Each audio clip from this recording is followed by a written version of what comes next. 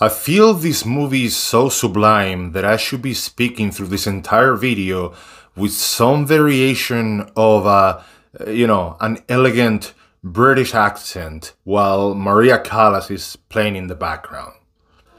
Blade Runner 2049 is a cinematic masterpiece. Or something like that, but that's not my gig, unfortunately. Guys, welcome back to the Silver Motion. Today we'll be talking about a movie that just recently reached comfort movie levels for me, meaning that I can watch it anytime, anywhere, and I will be happy.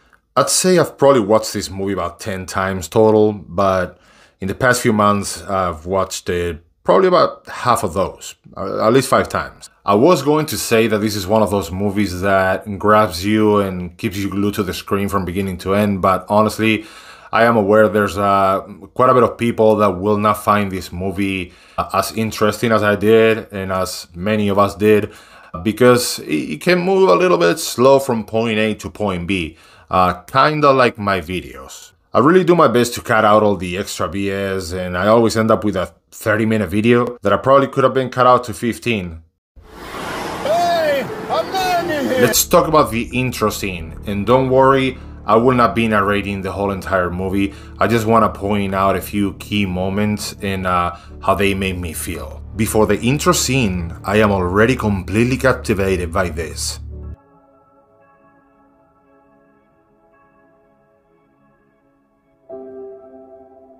It's like I immediately know that I am in for something special and unique, and from that, we jump to one of my favorite intro scenes ever made in cinema. It truly reminds me of that intro to the movie Inglourious Basterds, in which, we get the tension level to 100 before any violence or any loud stuff has taken place yet. Ryan Gosling and Batista deliver what I consider a perfect introduction to the movie. If you try to make it better, you make it worse. A quick side note on Batista, man. I really feel this guy is very... I was gonna say underrated, but I feel like it's the proper word would be more like underutilized. He is sadly one of those actors who simply started their career too late for him to truly reach his full potential, and unfortunately, because of his Herculean physique, he's a bit limited when it comes to which roles he can play, but man, the guy really pushes his boundaries beautifully. He always delivers nothing but gems, and you can tell he's in love with his craft. I can feel a sense of pride and gratefulness in every single one of his performances. Denis Villeneuve, he really knocks it out of the park with this one. The guy is a master at creating atmosphere and world building. Now that I think about it, it was one of his movies, Dune, that actually got me to make my first movie review. That is my very first video.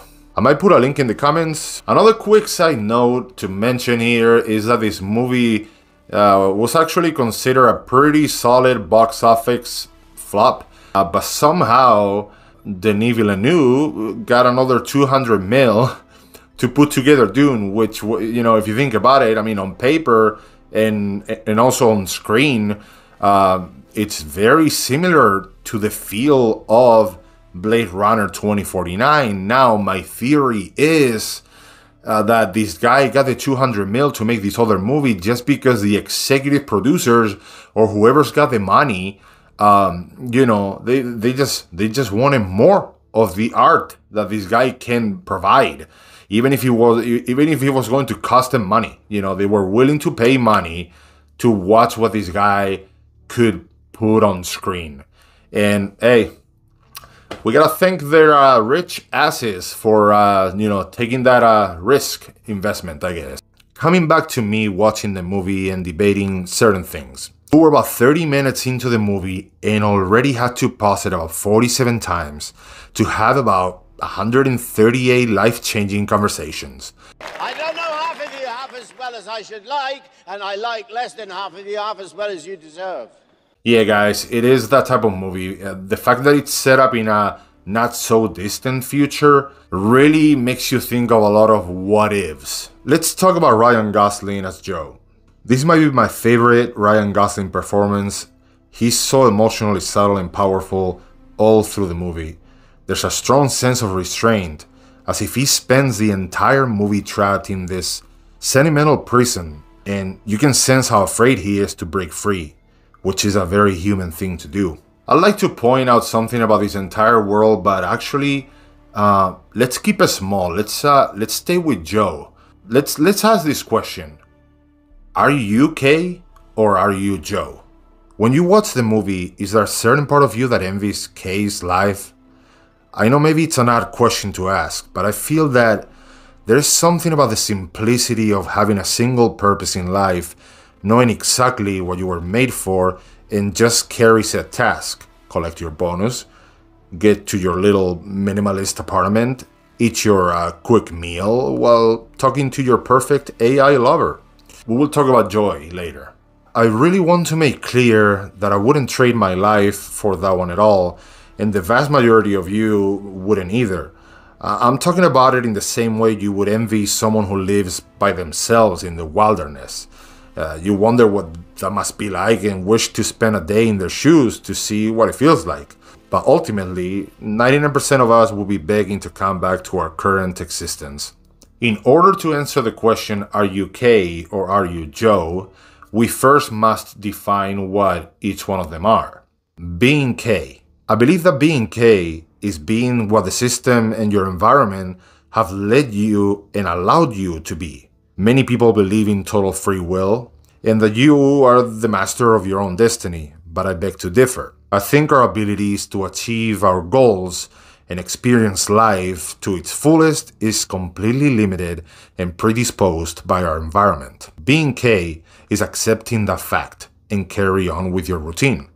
Wake up, get ready to work, drive to work, run errands, get home, eat dinner, watch TV, go to bed, rinse and repeat. Am I crazy to believe that 99% of people watching this video live some variation of that linear and simple life structure?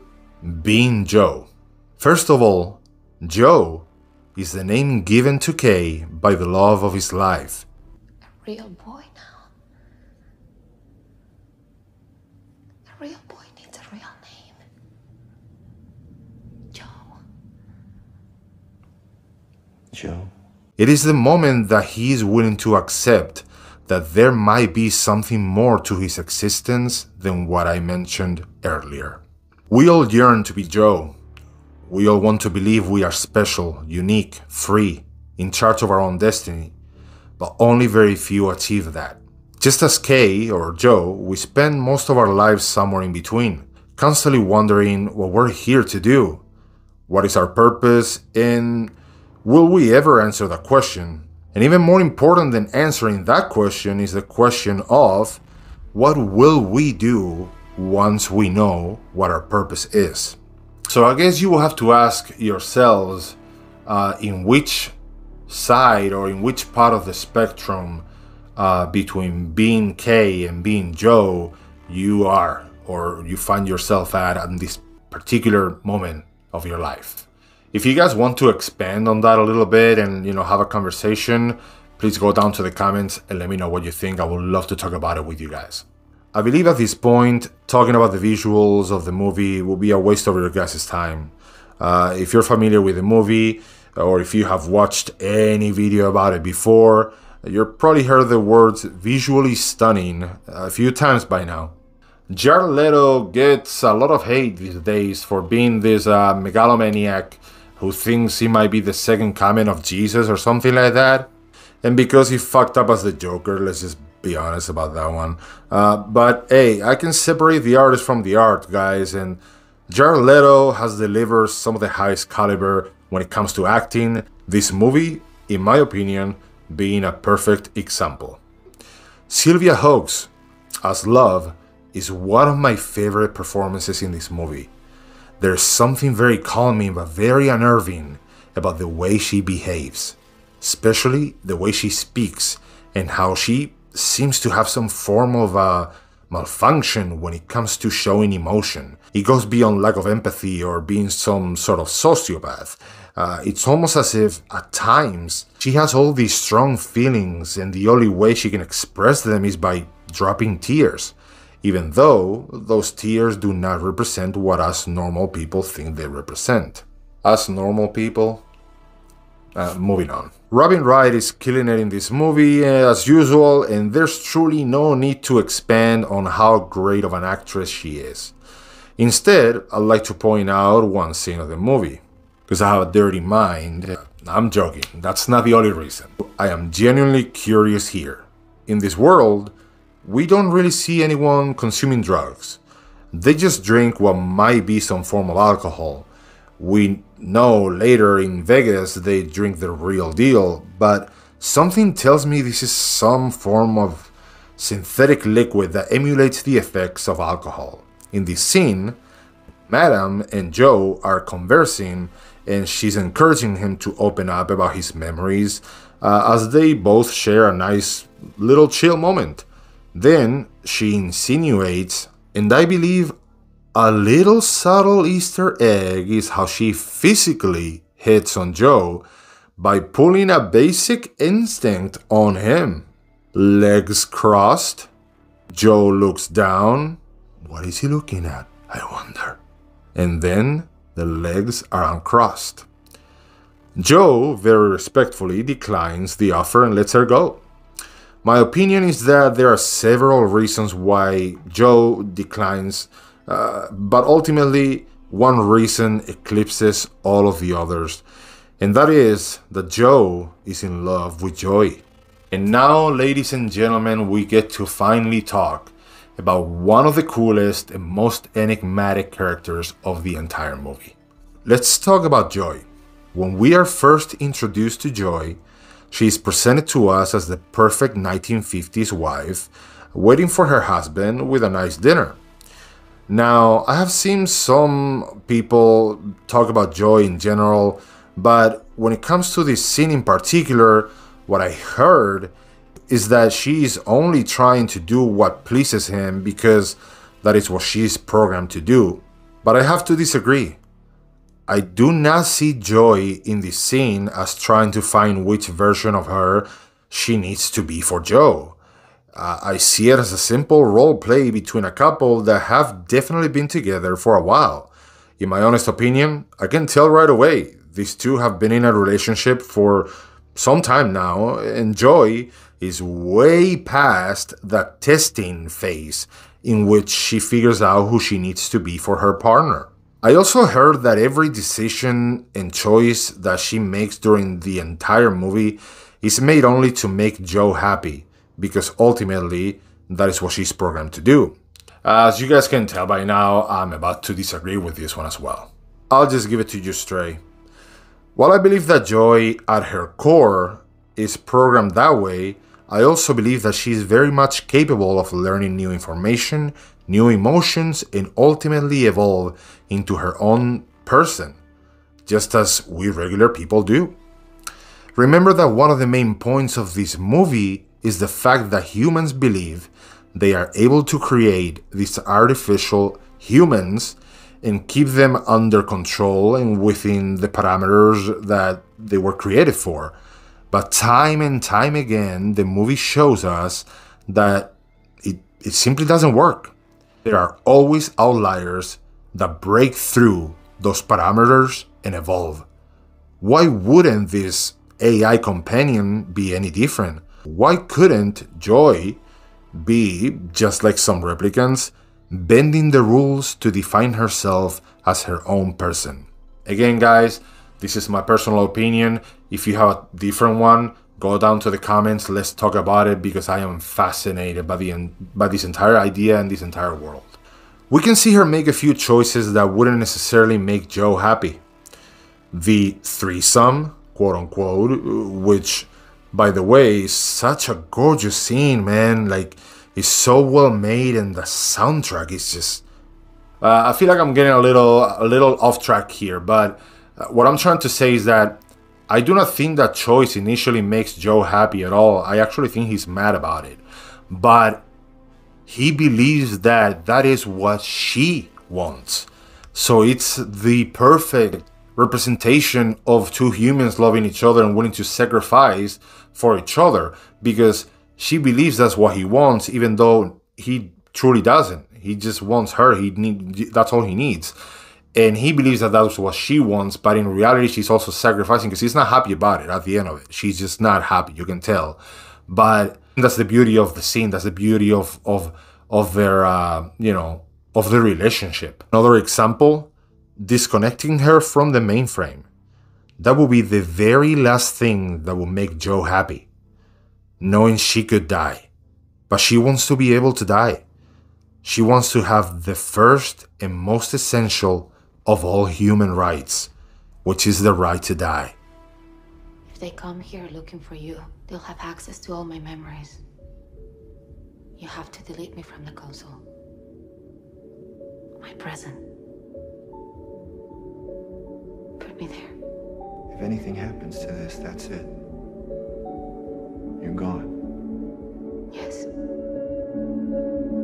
Like a real girl. Let's talk about Harrison Ford for a minute and how sometimes we forget this guy is freaking insane as an actor. He's so freaking good. He definitely has a gift when it comes to conveying emotion, man. When he goes for it, he goes for it. I'm telling you, I was watching the movie and the more I saw him, the more I was like, now wait a minute, bro. This guy can act his ass off. We could go into the question, is Deckard a replicant or not? I like to answer that question by pointing out something I love with all my heart, and that is puppers, dogs. Let's point out the dog. The scene in which we see he has a dog. In this world, animals seem to be either completely or almost completely extinct, and most protein we consume comes from these protein worms. Anyway, we see the dog and Jo asks, Is it real? to which Deckard replies, I don't know. Ask him. which in my opinion can almost be seen as a metaphor. Like, has anyone ever asked Deckard, are you a replicant or do you believe you are a replicant? No one has ever asked him. And also, and which is one of the, of course, the main themes of the movie, does it really matter if he is or not? Like, why does it matter? If it matters to you, please let me know why. Because I am very curious to know why, like the reasoning behind it. Because I truly don't care. You know, it'd be cool to know, but I really don't care whether he is or not. Alright guys, before I close the shop, I just want to go back to Jo for a second. You know, while doing my research on this movie, I've come across so many people just saying, you know, how the protagonist in this movie, you know, Kay or Jo, to me, I'll call him Jo. The main point of the movie is that he is not the main character. He's not the true protagonist, the true savior. He's not special. But I beg to differ. You know, when you look at a replicant like Love, for example, she is designed with a single purpose, and she carries that purpose out with pride and joy. You know, you can tell that is her passion, you know, being the best of all angels. Why is Jo special? Jo is special in my opinion because even though he is a newer type of replicant, which is, you know, the replicants that they don't run away, they are defined by these parameters of what they need to do and what they have to do and what their purpose is. But you can tell from the beginning, from the first scene, you can tell that he does not enjoy his job. He does not enjoy what he does. He does not enjoy his purpose. You know, it's almost like he's very special because he's constantly fighting his own person, his own humanity that he's got within. You know, he tells Batista, Take a look inside. Mr. Morton, if taking you in is an option,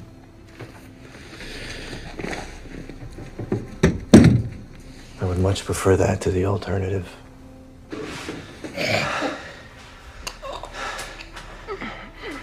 Please don't get up. And that is why I believe Jo is indeed special and unique. Maybe someday I'll dive even deeper into this movie and make another video, but for now, I'll end it by letting you guys know my stance on replicants. AI companions, and humanity in general. I'll keep it simple. My take is that the moment we create something that believes it's alive, something that believes it can feel happiness and sadness, joy and suffering, once that entity exists, I would treat it with the same respect I treat a real human. If you believe you're human, or even if you know you aren't human, but you share the same thoughts and emotions as a human, who am I to deny you the right to be or the right to feel? Nobody knows how you feel better than you. Alright guys, as always, thank you so much for watching it.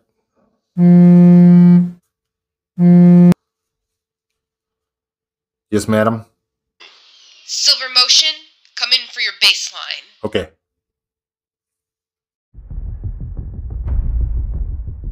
Officer SILVER motion. Let's begin. Ready?